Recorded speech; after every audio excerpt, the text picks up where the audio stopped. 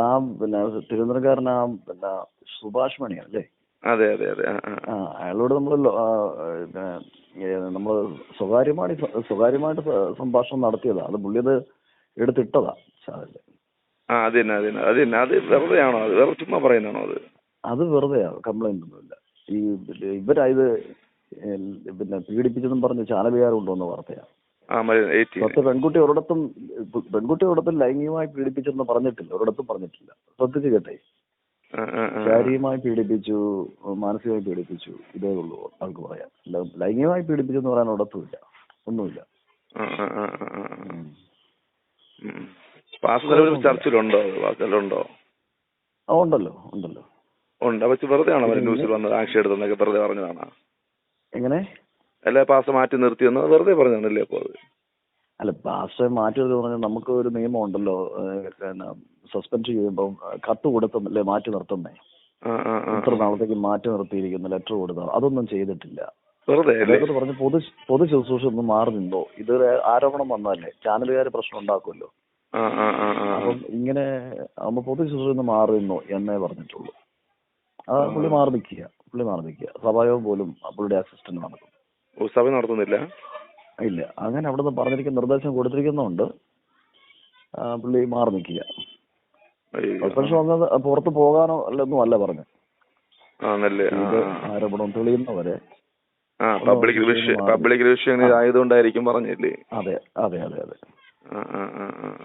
അതാണ് എന്റെ. അയ്യോ, ഇത് ഭയങ്കര സംഭവം പോലെയൊക്കെ അടുത്ത് ഇങ്ങനെ ഇട്ട് അത് ചാനലുകാര് ചുമ്മാ വാരിയാലൊക്കെ ഒരു കാര്യമില്ല. ഉമ്മൻചാണ്ടി എല്ലാ ചാനലുകാരുടെ പൊളിച്ചെന്ന് പറഞ്ഞാലേ. അല്ല, പേരൊന്നും പറയണ്ട. അല്ല, പാസ്റ്റർ പേരൊന്നും പറയണ്ട. പാവം പുള്ളിക്കാരൻ മനസ്സിൽ പ്രായമുള്ള പാസ്റ്റർ ആയിരിക്കുമല്ലേ? പ്രായമുണ്ടല്ലോ പുള്ളിക്ക്? പ്രായമുണ്ട് പിന്നെ. അയ്യോ. എന്തെങ്കിലും സാമ്പത്തിക പ്രശ്നം തമ്മിൽ ഉണ്ടായിരിക്കും അല്ലേ? ഈ വസ്തു സംബന്ധമായോ അല്ലെങ്കിൽ അങ്ങനെ എന്താ ഉണ്ടായിരിക്കും അല്ലേ? വൈരാഗ്യമുണ്ട്. സാമ്പത്തികം വേണമെന്നും പറഞ്ഞാ ഇപ്പം സാമ്പത്തികം ക്ലെയിം ചെയ്യാൻ വേണ്ടിയാണ് അവളുടെ ആഗ്രഹം. 25 ലക്ഷം രൂപ ഒക്കെ ചോദിച്ചെന്നാ പറയുന്നത്. 25? അതെ അതെ. അവളുടെ കിട്ടിയവരും പാമ്പാക്കൂടെ സെന്ററിലെ ഒരു പാസ്റ്ററാ. IPC തന്നെ. അതെ. അതൊക്കെ വല്ലാത്തൊരു ഇതാണ്. മൊത്തത്തിൽ ഇങ്ങനെ ഫ്ലാഷ് ആയി പോയി കേട്ടോ. അതെ അതെ അതെ. അത് നിങ്ങൾക്ക് അറിയായിരിക്കുമല്ലോ, പുള്ളിക്കാരനെ ഒരുമിച്ച് വർക്ക് ചെയ്യുന്നില്ല, പാസ്റ്റർ ഒരുമിച്ച് വർക്ക് ചെയ്യുന്നില്ല. നമ്മൾ ഒരുമിച്ച് വർക്ക് ചെയ്യുന്നത്. പുള്ളിക്ക് അങ്ങനെ ഒരു നാട്ടുകാരും പറയല, പഞ്ചായത്തുകാരും പറയല, വീട്ടുകാരും പറയല, സഭക്കാരും പറയല. അതെ, എന്തെങ്കിലും സംശയം റോമുണ്ടെങ്കിൽ സഭയിൽ വിശ്വാസികൾ പുള്ളിക്ക് തിരികെ ഒരാൾക്കെങ്കിലും അങ്ങനെ സംശയം ഉണ്ടാവും, ഒരാൾക്ക് അറിയാൻ പറ്റുമായിരിക്കും. ഒരാൾക്ക് പോലും സംശയമില്ല. ഈ പെൺകുട്ടി അല്ലാതെ ഇവിടെ ആർക്കും സംശയമില്ല.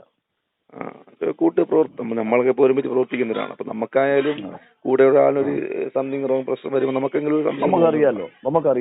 പിന്നെ അറിയാമായിരിക്കും. നമുക്കറിയാം. ഇത് വൈഫ് പറയല, മകൻ പറയല.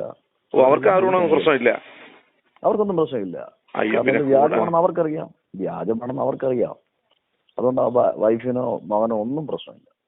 എന്തായാലും കൂടെ താമസിക്കുന്ന വൈഫ് എന്താ സപ്പോർട്ട് ചെയ്യത്തില്ല? മോക്കെതിരെ അങ്ങനെ ഒരു പ്രശ്നം ഉണ്ടാകുമ്പോൾ അവരെന്താ അനുകൂലിക്കാൻ നിൽക്കത്തില്ല? മോളല്ലേ, മോളും അത് ഫാമിലിയൊക്കെ. അതിപ്പം പിന്നെ കോടതിയിലായി പോലീസായി കേസായ പിന്നെ നമുക്ക് കോടതി പറയുന്നതല്ല, ചെയ്താലും ചെയ്തില്ലെങ്കിൽ അവർ ശിക്ഷിക്കും. അങ്ങനല്ലേ? പിന്നെ കാരണം പോക്സോ എന്ന് പറയുമ്പോൾ ലൈംഗികമായ പീഡനം മാത്രമല്ലല്ലോ, മറ്റേ ശാരീരിക പീഡനം എന്ന് പറയുമ്പോഴും പോക്സോയിലേ വരുള്ളൂ. അതുപോലെ പിന്നെ ഇപ്പൊ ഇങ്ങനെ വിഷയം ആളുകൾ നിൽക്കുന്നത് കൊണ്ട് അവരത് ഭയങ്കരമായിട്ട് എടുത്തു. ഉണ്ടെങ്കിലും ഇല്ലെങ്കിലും അത് ഇഷ്യൂ പ്രശ്നമാകും. പിന്നെ അവസാനം കോടതി വിധിച്ച് പിന്നെ അതിന് നിരപരാധി തെളിഞ്ഞതിന് ശേഷം മാത്രമായിരിക്കും അപ്പോഴും ഒരു ലൈഫ് തീരും. പൊതു പിന്നെ പുറത്ത് മാറ്റിവിട്ടും സഭയിൽ മാറ്റിവിട്ട് പുള്ളിയെ മാനസികമായിട്ട് ചാര്യമായിട്ടൊക്കെ അങ്ങ് ഒതുക്കപ്പെടുമ്പോഴായിരിക്കും നിയമം വരുന്നത്. പിന്നെ തീർച്ചയായിട്ടും അങ്ങനെയാണ് ഞാൻ യാഥാർത്ഥ്യത. ഓക്കെ. ഞാനിതിങ്ങനെ ഞാൻ ഇടയ്ക്ക് ആക്ച്വലി എനിക്കിങ്ങനെ നമ്പർ ഞാൻ വാങ്ങിയിട്ട് ഇങ്ങനെ സത്യാവസ്ഥ ഒന്ന് വിളിക്കുന്നുണ്ടായിരുന്നു. അതുകൊണ്ട് നമ്മളിതിങ്ങനെ ഞാൻ മറ്റേ സുഭാഷ് പുള്ളിക്കാരൻ തന്നെ വാങ്ങിയതാണ്. പുള്ളി ഇങ്ങനെ ഇട്ടിരിക്കുക. പുള്ളി എനിക്കിത് വിളിക്കുന്നു വരുന്നത്. അപ്പൊ നമ്മൾ ആരെങ്കിലും ഇങ്ങനെ ഇട്ടാ അല്ലെങ്കിൽ സത്യം പറഞ്ഞ മൊത്തത്തിൽ ഇങ്ങനെ ഒരു അലിഗേഷൻ ഇങ്ങനെ പുള്ളിക്ക് നെഗറ്റീവായിട്ട് നിൽക്കും. ആരെങ്കിലുമൊക്കെ അതിനെതിരെ ഇല്ല അങ്ങനെ അല്ല എന്ന് ഇടുമ്പോ ആ 10 പേർ ചിന്തിക്കും, ഒരു 5 പേർക്കെങ്കിലും ഇല്ല എന്ന് സംശയം ഉണ്ടാവും, ഇല്ല എന്ന് തീരുമാനം ഉണ്ടാവും. മൊത്തത്തിൽ ഇപ്പൊ അലിഗേഷൻസ് ഉണ്ടെന്ന് പറയുമ്പോ 10 പേരുണ്ടെന്ന് 9 ഉണ്ടെന്ന് പറയുമ്പോഴത്തേക്ക് സംഭവം ഓക്കെയാണ്. അതെ, ഞാൻ സുഭാഷിനോട് പറഞ്ഞു മണറാട്ട് പോവാ, നമുക്ക് വീട്ടിൽ കൊണ്ടുപോവാ സംസാരിക്കാന്നൊക്കെ ഞാൻ പറഞ്ഞത്. എവിടെ സ്ഥലമാ ചെയ്ത്? മണറാട്. ഓ ഓ ഓ, ഞാൻ കേട്ടു അത്. യാതൊരു യാഥാർത്ഥ്യവും ഉണ്ടെന്ന് തോന്നുന്നില്ല. നമ്മള് ഈ ധാർമ്മികമായിട്ട് പറഞ്ഞു, പിന്നെ കോടതി എന്ത് പറയുന്നു എന്ന് നമുക്ക്, പോലീസ് എന്ത് പറയാൻ നമുക്ക് പറയാൻ പറ്റില്ല. അതെ അതെ അതെ, അദ്ദേഹം നല്ലൊരു മനുഷ്യനാ, അങ്ങനൊന്നും ചെയ്യുന്നില്ല. ഒന്നുമില്ല. പിന്നെ അവര് ബലത്തിന് വേണ്ടി മറ്റേ ന്യൂസ് ചാനലുകാർ, മറ്റേ ന്യൂസ് 18 ഞാൻ കണ്ടത്. അതെ, പക്ഷെ അതിൽ വേറെ ന്യൂസ് അവരെ തന്നില്ല, ആ ഒരു ചാനൽ മാത്രമേ വന്നിട്ടുള്ളൂ.